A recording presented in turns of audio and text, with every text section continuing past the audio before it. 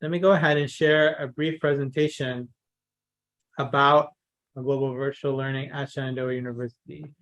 So this is a project that has developed over the course of several years.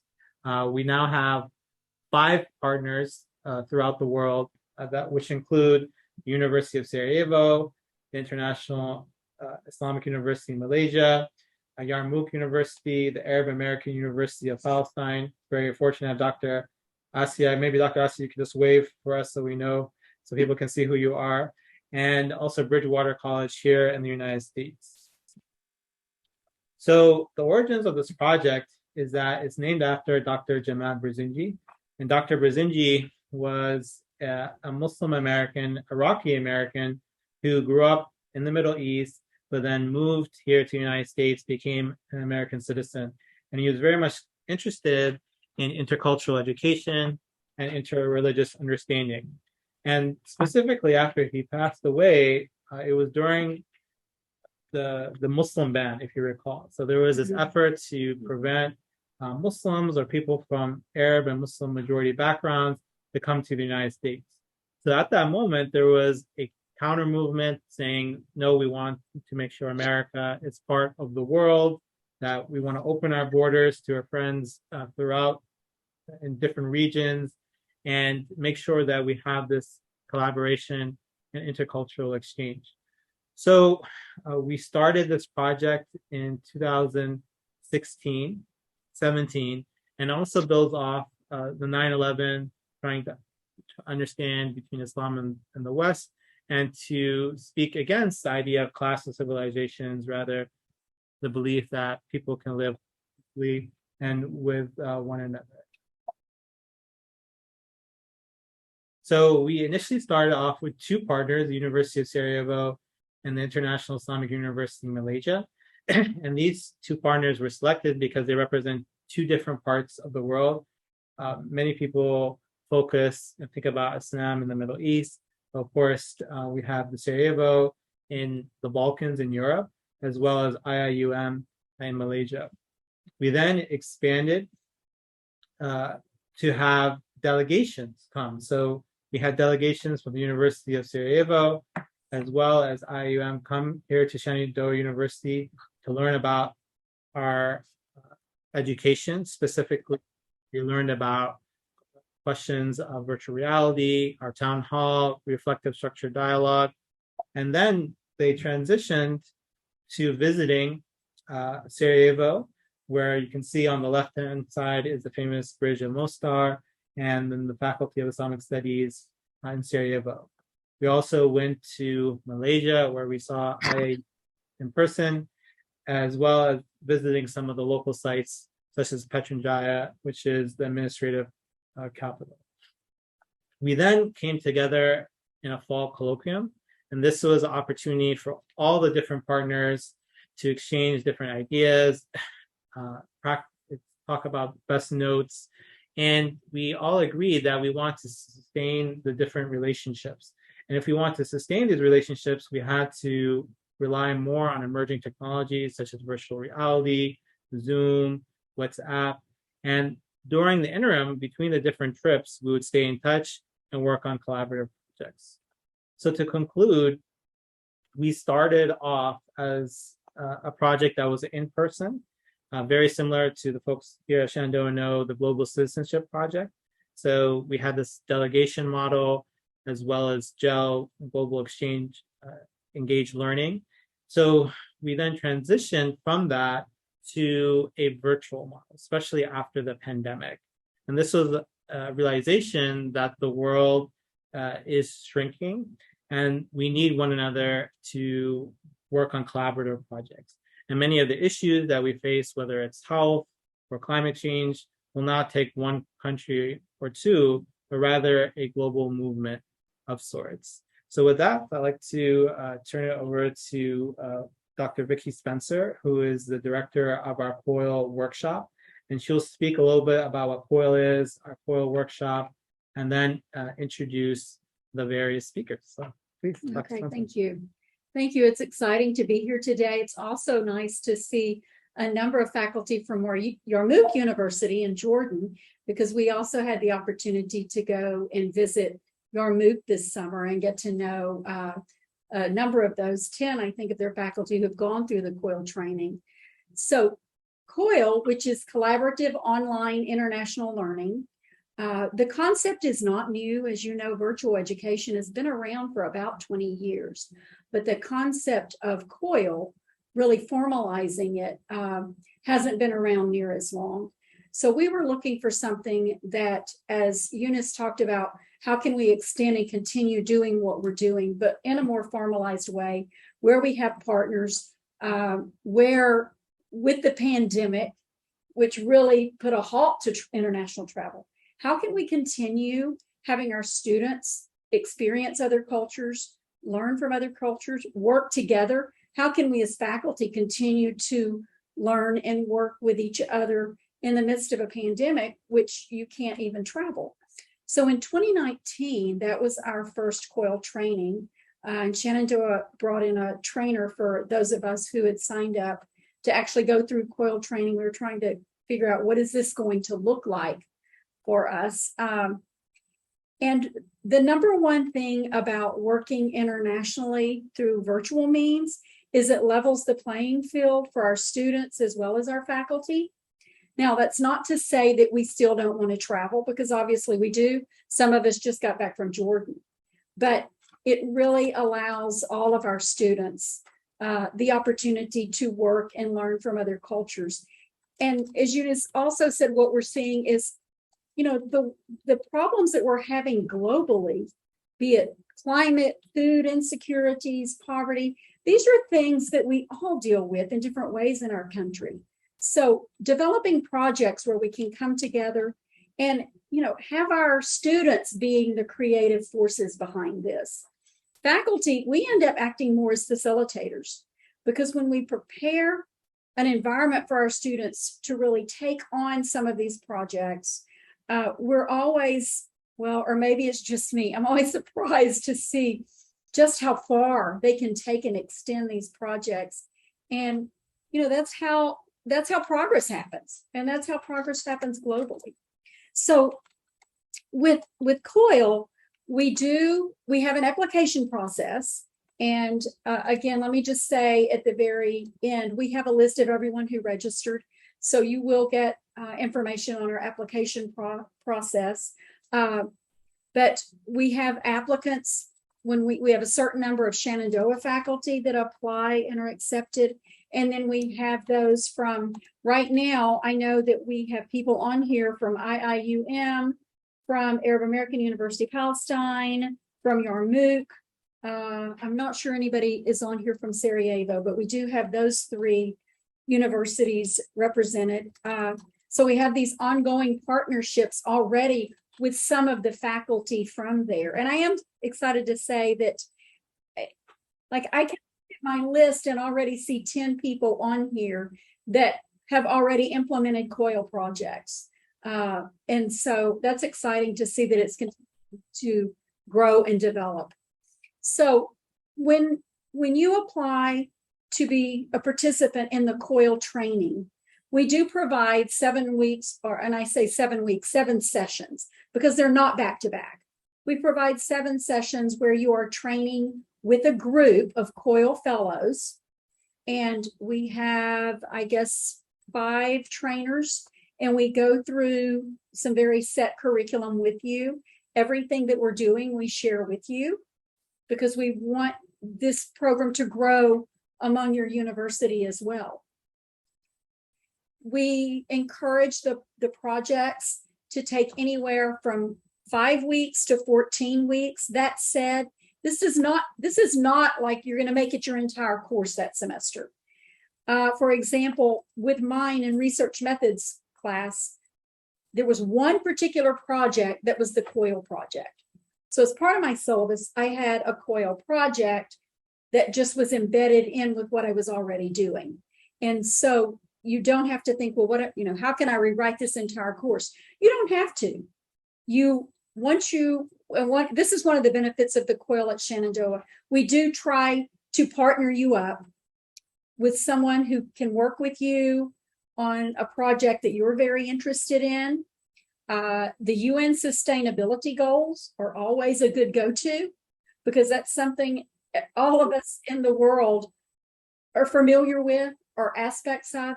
And you can find some of those goals that will fit in any class that you're teaching. You do not have to work with someone specifically in your discipline. You can, but cross-discipline has been very effective as well. And that was one of the origins of COIL as well, to really get people to work across their disciplines. And so you do this project, it culminates in like a 5 to 6 minute video presentation that your students will do. Now, when you go through the training, we're going to ask you to do exactly what you're going to end up asking your students to do. Because what better way when you've gone through it and then you know what the expectations are. So with all of this information, we have, as I mentioned, had some great success with our projects. And so today we asked Kelley Crowley to come, and Kelley will be starting her 3rd round of COIL implementation. And so we kind of wanted to open it up to Kelley and Nor, who they've been working together now. I guess this will be your 3rd semester. And I'm going to kind of get out of the way, and they're going to present what they've been working on. Thank you, Vicki. We're going to be pulling that up here in a moment. So the students refer to me as Dr. Kelley, and we have in the other side of the world, she's so kind to be here at 12:30 at night, her time. We have issues with time all the time, Dr. Nor and I, and we will be talking about how to spring into COIL. So we're going to be bringing that up now. Nor, would you like to say hello to everyone? Hi, everybody. And Eunice is working on bringing up our presentation, but something that I know that Nor and I would like to make clear, technology is not your friend. It never is. And the sooner you get used to that, the better. Yeah. My But worst enemy. yeah. Sorry. But for us, that's also been part of the fun, is figuring it out together. Yeah. Certainly. And so as we were talking about this presentation, I thought, oh, a tightrope is exactly what we want to talk about, because this is what it feels like sometimes.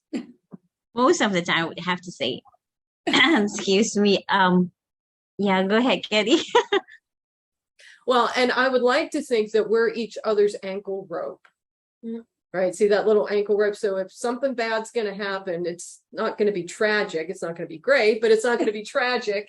And that we have each other, right? We're not going to let each other sort of plummet to the bottom, as it were. So, Eunice, it doesn't want to do it now. Talk about what program you're in and where she's at and what program she's. Well, we just a brief introduction. Right. So I'm here at Shenandoah University, and I teach in the Department of Media and Communication. Nora, would you tell everybody about yourself? Yeah, okay. I'm from the International Islamic University. Excuse me, I've got like a very bad sore throat. So I'm trying to stop myself from having a coughing fit. Anyway, I'm teaching intercultural communication in the in our faculty, call it Kuliah of Languages and Management, based in Johor, south of Malaysia. So basically my students are all second language speakers, second language English speakers. So that one is actually a plus point, because they can interact very well with Kelley's set of students, to be honest. So that's basically it. You sit there. I'll go for a little bit here. So yeah, okay, Kelley, you can take over. Right. This fall is going to be our 3rd COIL project together. And when Nora and I first got together last fall, we decided that we thought, let's do a dry run, right? Let's let's see how much we can learn between now and when we do sort of COIL for real, whatever that really means. And so, you know, trying lots of different technologies, times, ideas. And so our dry run, unfortunately, my little video's not going to work, but when you get this presentation, you'll be able to see it. It's just a reflection of the fact that technology is not your friend. But our dry run looked a lot like this. Our students were put into groups, and Nor's class is significantly larger than mine. So Yeah. that was one of the things that we had to you know, navigate was dealing with that. And we wanted to do something that would be relatively simple and low stakes, because we were just trying to figure it out ourselves. So we have flexible criteria and low stakes, and we wanted students to talk about food. Nora, will you talk a little bit about that? Right. Okay. So what we did was just basically ask them to create a sort of like an advertisement, like a jingle kind of a thing, to introduce different types of food, and most of the ones that were that was on the presentation was like food that came from Malaysia itself, like for instance, like nasi lemak and whatnot. If you're not familiar with it, it's fine. But it went on very, very well, because I think the idea of McDonald's, or the idea of introducing a new menu, was very enticing to the children, so to the students. So they kick off very well, and they came up with a very interesting set of videos of what they've discussed and what they've actually developed. And then it was nice to see that these people were actually able to talk to each other and exchange ideas, and they latched on pretty well. We were surprised. I was excited, and Kelley was excited as well. And we had videos on that, but I don't know if we can actually share those videos with you now. But if you would like to see them, I'm sure Kelley can share them with you later. And one of the things that we found was that once we put them into the groups and said, this is what you're tasked with doing, you know, they really took it and ran. And they had to figure it out. And this is part of where it gets complicated because of our time differences. What Nor was asking her class to do was a little bit different than what I was asking my class to do. So students had to navigate sort of this third space where what they were for the COIL project had nothing to do with other things that they were doing in class. And so they would talk about that as well. Just as Vicky was saying, this isn't your entire semester. This is a project that could be anywhere from just 3 weeks. And we did another project, our second project, that was much longer, and we'll talk about that here in a minute. But we were really proud of them, how well they communicated with each other. They got on the WhatsApp and just talked to each other all the time. So, and formed some friendships out of that. So we were quite pleased. Our real COIL project, the one that we had planned for, was a look at Casablanca.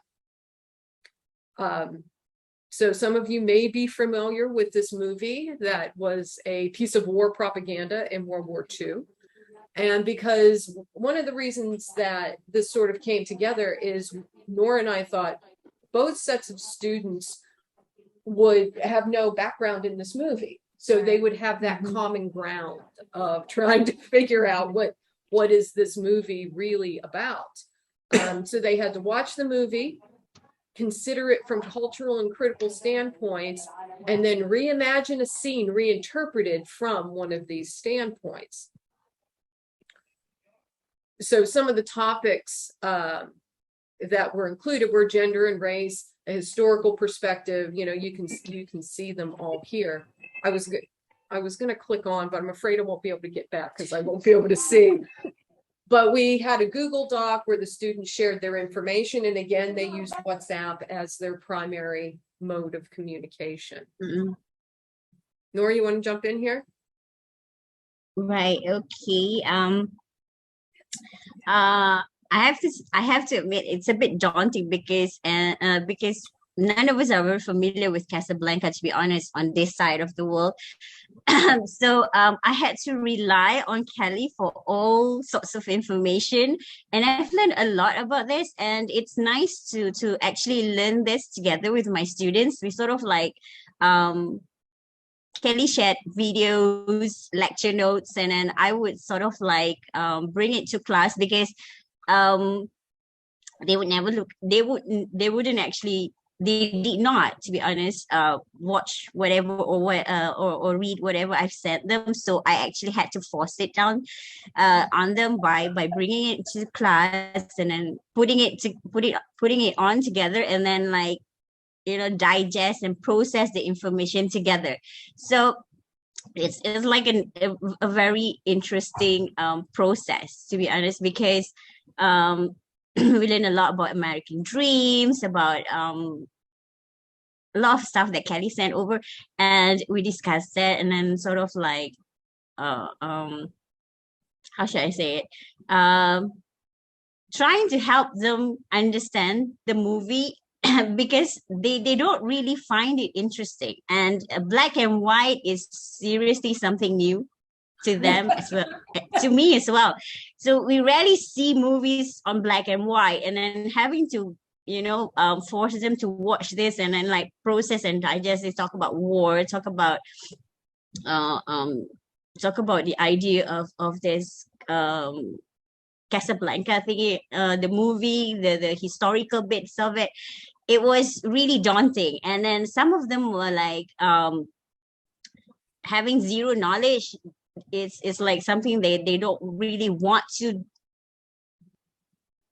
deal with, to be honest. So but somehow we managed, but somehow we managed to convince them that you have to do this, it's good to do this, and then it's like something new. It's talk about a different culture altogether, talk about war. We've never gone through this kind of phases before, and history is not something they love to learn. So it's quite interesting to see how they process the whole idea, and then how they develop and so end up coming up with the proper assignment altogether, and then having to see the end product was really interesting because in one of the videos, and I've been telling Kelley this all the time, it's like on gender. One of the themes is gender, and then this one boy in my class, okay, he is like really quiet, timid, and shy kind of a guy, and he came up and suddenly in that particular assignment, the task that they produced, he was one of those who actually acted out to be Rick, the guy, the main character of the movie. So I was like, oh my god, this is really good. I mean, it brought that out from him. I mean, the whole process actually gave him the confidence, right, to actually act out and then be really into the character. He actually built that character, and it really has this what you call role of being the rejected hero in that sense. So it was really enlightening, and they did enjoy, they had fun creating that what did we call it, Kelley? Reinstatement of the scenes, something. Yeah, it was reimagining yeah. and I think so that was I think that was the fun bit. They didn't enjoy the part of talking about the historical bit of the movie, but they enjoyed that reimagining scenes and which scene they would like to change and whatnot. So I think gender says a lot in that sense. Yeah, the creativity, I think once they had the chance to express themselves and bring their own creativity to it, it really changed the way that they thought about it. And what probably the three things that were most different about the real COIL was there was more theory. It was a longer time we spent working through this process on both ends. And it was a far more detailed assignment than the previous assignment, which we thought we wanted at the time. but we'll get into more of that here in a second. There we go. So gender in Casablanca, which and this was really well done. I'm gonna see if I can, just so you can get an idea here. These students did a really great job. They created these PowerPoints and would share with each other what they were doing, who was doing what part. I mean, the collaboration that they had to do was, I thought was stunning. So each student would take an idea. As you can see, there's some videos up in the corner where students dig a little bit deeper. But let me get down here to the bottom where this sweet young man, let me see if you can see I just got to show a second of this because it's worth it. There he is. What are you doing here? Is this what the letter of John said? I'm here for Victor, nothing more. I already talked to your husband. It's not happening. Look at all that drama. It's not happening. So it was, we were very pleased with the creative part of this. We thought it was very well done. And so we had the students, everyone watched everybody else's project, and then they voted on who they liked and what they liked about it. The media group did very well. And when we share this with you, you can click through and you can see a number of the videos, and we'll let you do that on your own time. Our next COIL project is about implementing all these lessons learned for us. And part of that is we're going back to food. And we're also going to be bringing some food and some tourism together. But we both know that Nor's going to have a class of maybe 70 students. My class at best might be 20. So again, we're dealing with that again. But we'll figure it out because we always do. Right? Yeah, that we will. So, certainly when we're sort of done round robining, we would answer any questions anyone would have about, how to proceed, because we felt like we've done it. Can I start with a question? Yeah, maybe we can start with a round of applause. Yes. Yeah, Burning question. that was amazing collaboration.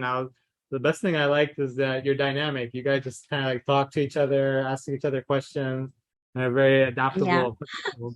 So so Vicky, gonna start us off with a question, and then we can open it up. I think it's so often one of the questions we get with the difference in the class sizes, where Nor will have 70, Kelley will have 20.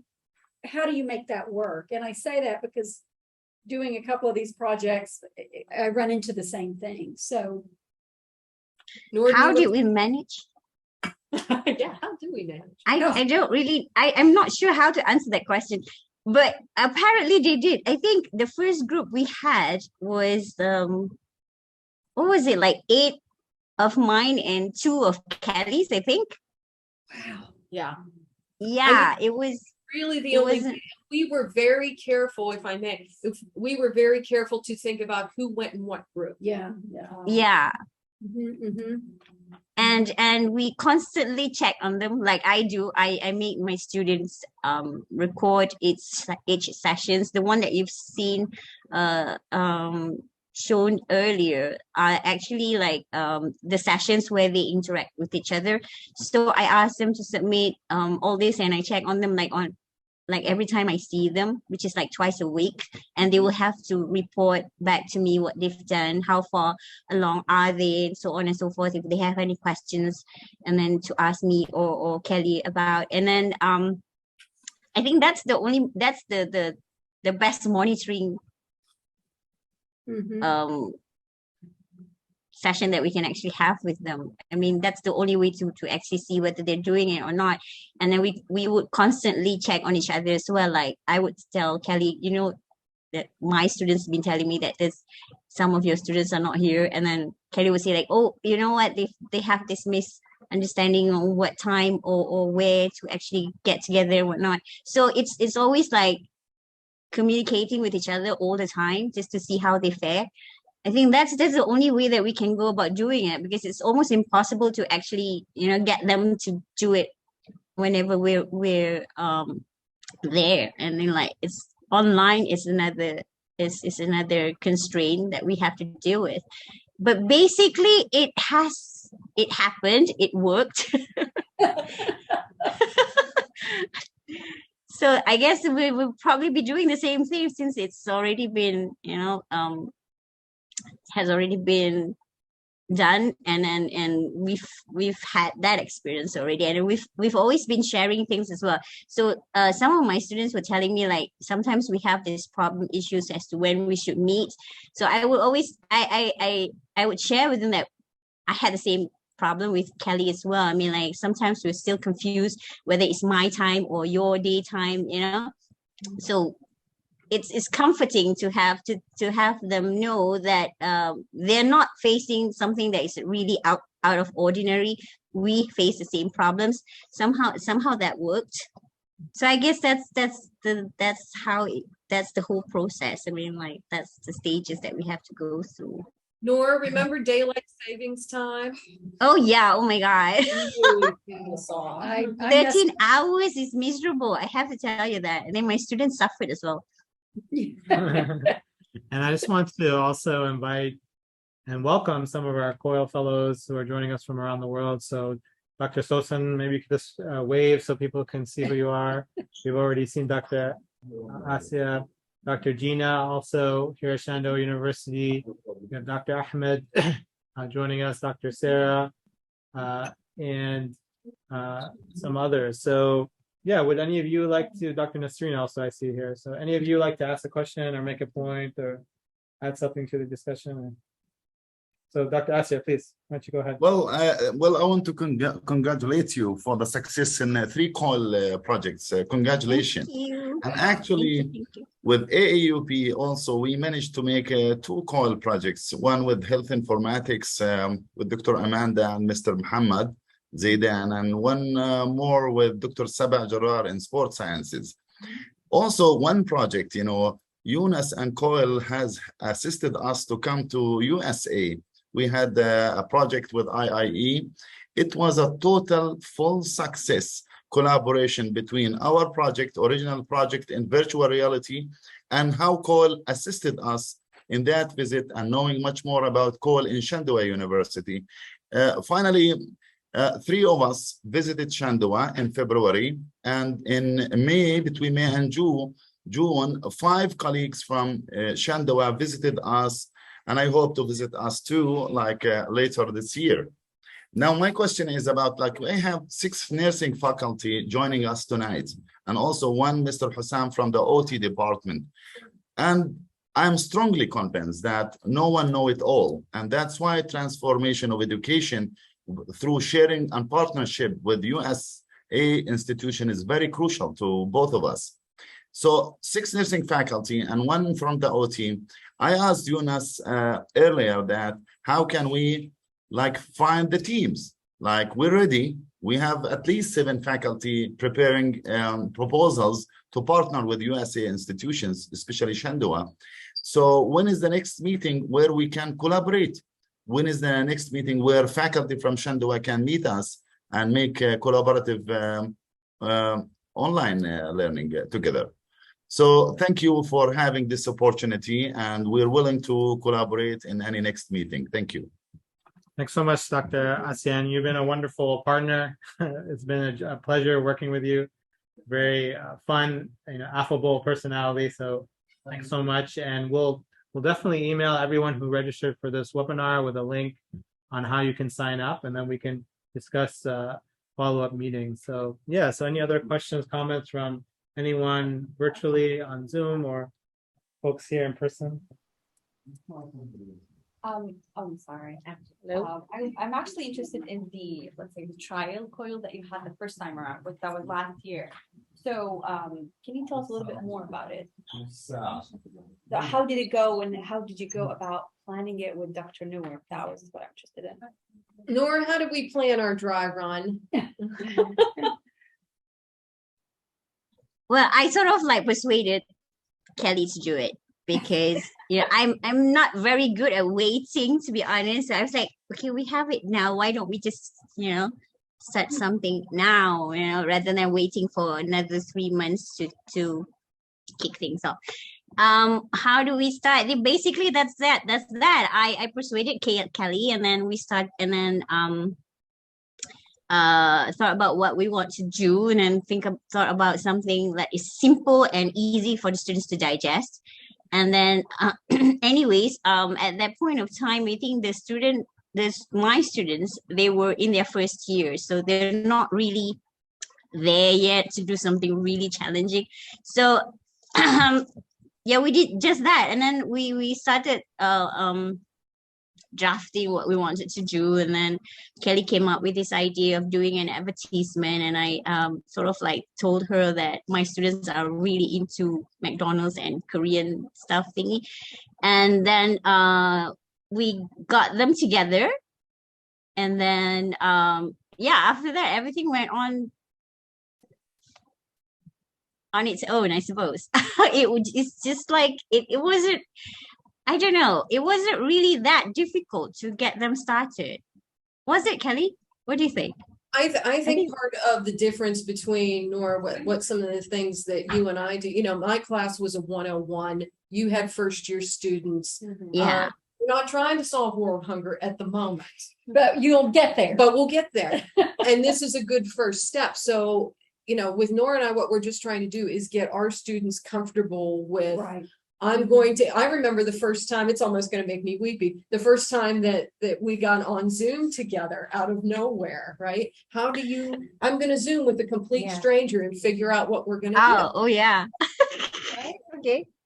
And That was really interesting as well, because I sort of like Googled Kelley and then look up Kelley's what do you call, profile and everything, and I was looking at this one lady with a purple hair, and I was like, oh my god, this is really interesting. And so we want our students to feel as comfortable, we want them to jump in the deep end pool and know that this is life. You're going to be meeting people who are going to be very different than you. Yeah. How do we begin to do this? And so again, we're not trying to solve a problem. We're trying to solve their problem Right. of being 18. Right. Yeah. Great. I remember that as well. And Yes. and I have to tell you that the first meeting didn't actually go very well. None of them said anything. Remember, Kelley? It was really awkward, and everybody was looking at us. And then No one I would, think probably there was some cultural thingy happening at that point of time, because I remember like all of my girls, my female students are on hijab, so they wear headscarves. And then I think, I don't know, probably it was really shocking to them as well. I was like, oh, okay, suddenly we had this screen full of girls wearing hijab. What's going on? And it was really interesting, and they didn't want to talk. They didn't want to say anything. And then afterwards, I think the second meeting was okay. We did a video introducing ourselves. So I was thinking like maybe my end should do something like do a video just to introduce ourselves. And my kids came up with this really interesting video, and then just to show that they're just teenagers, like normal teenagers with normal hobbies and likes and dislikes. And after that, it went on pretty well. I think after that they somehow managed to process the idea that we're just kids, so why not be friends? I think right after that, they had that discussion, and then some of them came back to me and said, like, they're really nice people, and they really like things that they are very much like us. They shared the same interest in music, interest in food, and my kids were introducing Korean stuff to Kelley's kids. So I was like, that was like, oh my god, thank god it's good. I was a bit skeptical that it might not turn out to be as good, but somehow they managed to like each other. They managed to be friends with each other. I think that's the best part. It will surprise you. And that's one of the reasons why we recommend starting with an icebreaker, the students get to Yeah, know. yeah. I think that's a really good idea. You know, have like a video, create a video of each other, and then you know swap, and then let them watch, and then then you get to really understand each other better in a way, I think. Absolutely, yeah. And maybe Dr. Noor, feel free to put any videos or links in the chat so other people on Zoom can benefit. We'll also make sure we send them out to people afterwards. So Dr. Nasreen is raising her hand, and feel free for the folks on Zoom if you do you Hello, use I want to say the hello. function. First of all, I want to say hello to all of you Please. and my partner, Dr. Gina, and thanks again for this great opportunity. And I have a question for Kelly and Noor. What is the most interesting thing you felt through your project? Tell me about something that you feel like you can't forget. Very interesting, made you so anxious to go and to give more and to make that perfect project. And as you think about that, Dr. Nasreen calling from Yarmouk University in Jordan, and we got opportunity to visit her and her college this last summer. So yeah, please, Kelly. Yeah, we're so happy to have you at that time, really. Hey, Nor, you know what I thought was wonderful was when Corin was talking about anime, right? And that there was this, once they realized that they were all watching the same anime, it kaboom, right? It's like, I just found my new best friend. And they would WhatsApp each other all the time about things that, again, were completely separate from the project, completely separate from class. And and we were much happier with that than we were about the project. Not that the project wasn't great, but again, just fostering that comfort level, we thought was the most important. But Corin was great. He really enjoyed it. And I just want to add that when you do the COIL training, we really don't just send you out there on your own. We have these sessions where, like I say, what you're going to ask your students to do, you're going to practice as well with your colleague or within our group. So knowing, what kind of icebreakers to do, and people, like Kelly and Nor can share their expertise as well, and those of us who've done projects, but because there's a lot of different social media or apps that you can use, different ways of communicating. And trust me, we may not be great at technology, but ask an 18-year-old, oh my. So there's a lot that they end up teaching us, but we do try to equip you so that you're really comfortable getting started and kind of knowing where to go. We do monthly, even after you're through with the COIL training, we continue to do a support group.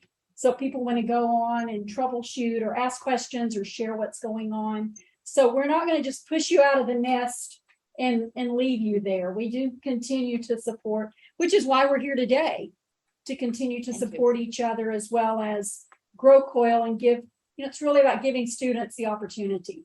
And it is, us as well, but it's a great opportunity for students. And I do want to say very quickly that when you go through the training, you're going to discover that you're going to use what you get in this training in your other classes. This is not just COIL specific. You're going to learn some really interesting pedagogical things, some new technologies. And there are things that I learned in my COIL training that I use in all my other classes. So great. Yeah. So Dr. Gina, she has a question in the chat. So how difficult is it starting over each semester with a new group of students?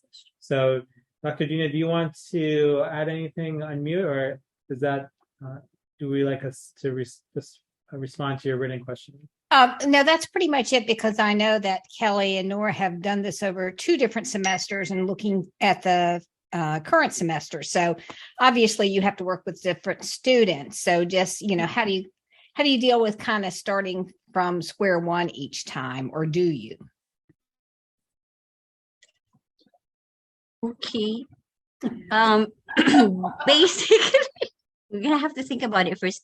Well, honestly, it wasn't really the first time was a bit awkward, but the second time was okay. I think because we've managed we've had the experience the first time, so the second time sort of like know what to tell them, and then how to put things together, and then it's a bit more organized the second time compared to the first time, to be honest. I mean, on my part, I think.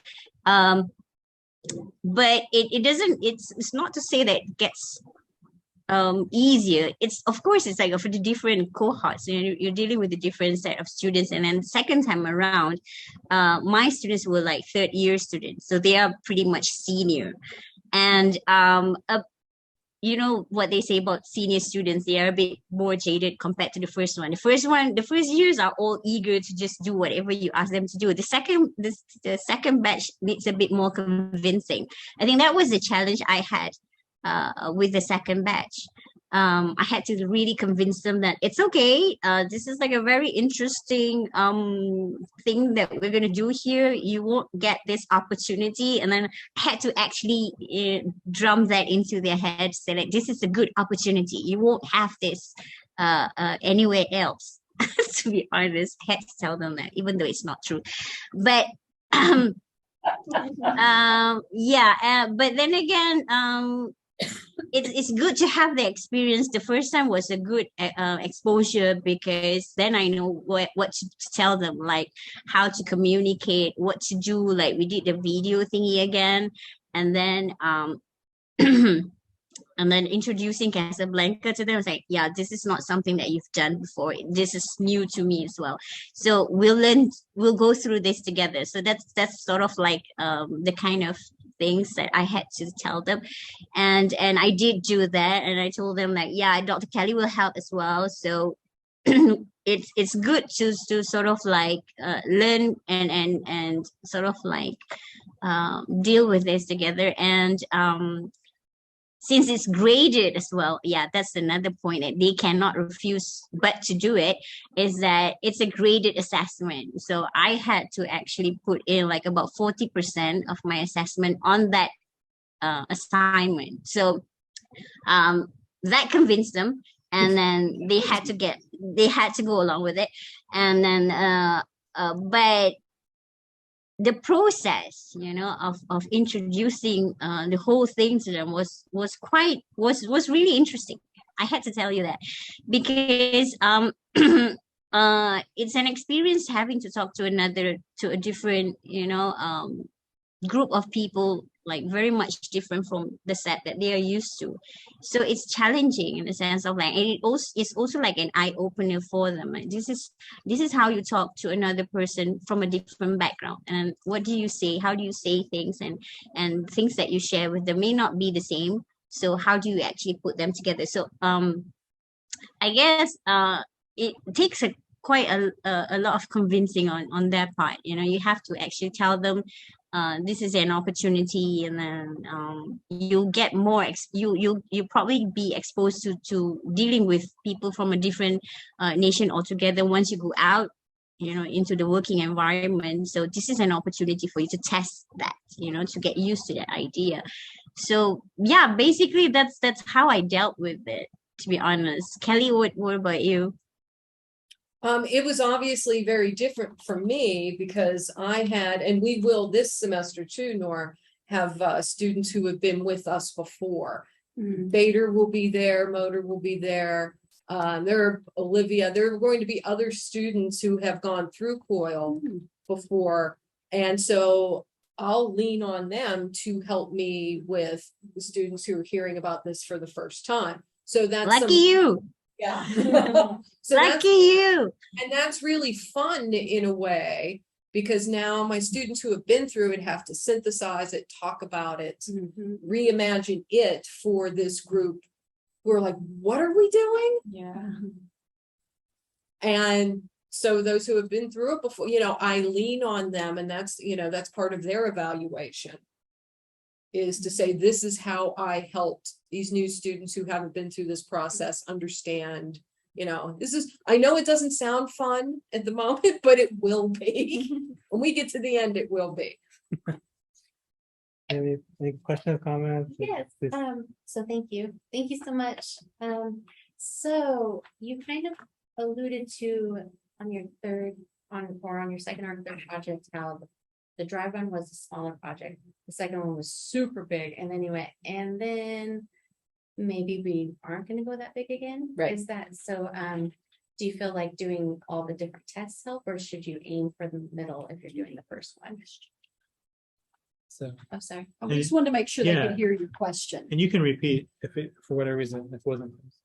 So our friend Dr. Alley wants to know if Nora wants to know whether or not we've figured out our sweet spot yet. You know, at first it was not quite as complicated. Then we did a much more complicated assignment. And now our lessons learned, I think we're scaling back a little bit. We're going back to, as we said, to food and looking at tourism, going back to advertising.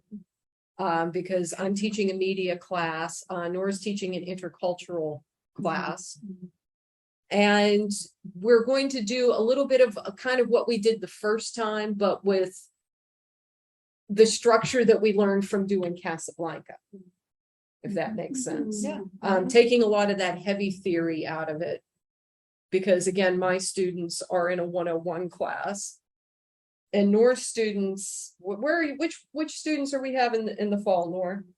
First year, first year students. Yeah, so this will be a lot better. I do want to say quickly, you know, thinking about when does a semester start, because all of our semesters start at different times. And so as Nora and I try and figure out, like, when is this project even going to be? Yeah. Yeah. What fall break is, and Ramadan is here, and Eid is here, and spring break is here, and trying to make that work. We won't lie, it's a challenge, but it's fun as well, I think. Great. So, There's a question. Oh, yeah. Answer. okay, good. Yeah. So, Dr. Sosin, I see that question. Maybe this can be our final question because folks have to run to their classes and it's getting late, even later in Even Malaysia and in Jordan and Palestine. So, Dr. Sosin, you're asking how many times can you implement COIL? Like, can you do it every semester? Can you also switch or include other partners for the project? And Dr. Sosin, do you want to unmute and add anything? Yeah. Hello, everyone. Hello, Eunice. Hello. How are you guys doing? Good, thank you. I'm really good.